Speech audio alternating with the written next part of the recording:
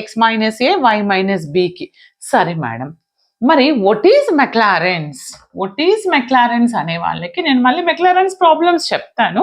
but very సింపుల్గా Maclaurin's అంటే ఏంటిది అని అంటే, ఇప్పుడు నేను ఏమి ఇచ్చాను చూడండి,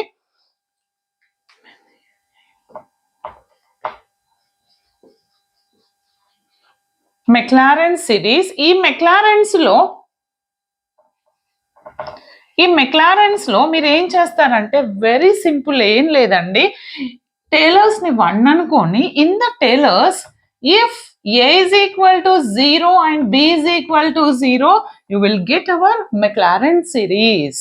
అదేంటో చూడండి ఎలా రాస్తానదంటే f of x, y, right, in ఇక్కడ ఏ ప్లేస్ లో 0, బి ప్లేస్ లో 0 అంటే ఇది ఏమవుతుంది నాకు f of